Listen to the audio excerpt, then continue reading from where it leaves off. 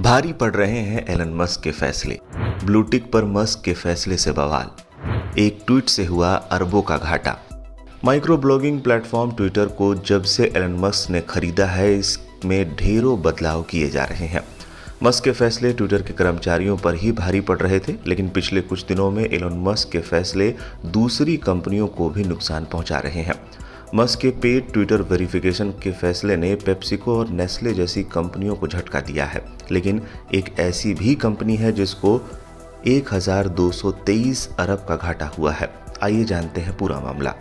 दरअसल Elon Musk ने social media company Twitter खरीदने के बाद ब्लू टिक वेरिफिकेशन की कीमत $8 तय कर दी थी, यानी कोई भी यूजर $8 का भुगतान करते हुए अकाउंट पर ब्लू टिक ले सकता था। हालांकि $8 का ब्लू टिक बड़े नुकसान की वजह बना। चुनिंदा देशों में ब्लू टिक सब्सक्रिप्शन लेने और $8 का भुगतान करने वाले अकाउंट्स को ब्लू टिक दिया जा रहा था। इसका फायदा उठाते हुए कई फेक और पैरोडी अकाउंट्स ने भी ब्लू टिक खरीद दिया और वेरीफाइड अकाउंट का गलत इस्तेमाल किया। कुछ फेक और पैरोडी अकाउंट्स ने लोकप्रिय ब्रांड्स की पहचान खरीदकर इसे ट्वीट किए जो सीधे ब्रांड्स की वैल्यू को नुकसान पहुंचाने वाले हैं। ऐसे कई अकाउंट्स को सस्पेंड किया गया, लेकिन तब तक बड़ा नुकसान हो चुका था। हाल ही में अमेरिकी फार्मेसी कंपनी इली लिली के नाम से कई फेक ट्वीट की वजह से कंपनी को अरबों का नुकसान हुआ। किसी ने इली लिली के नाम से एक अकाउंट बनाकर ट्वीट किया, इंसुलिन इज फ्री नाउ, यानी अब इंसुलिन फ्री है।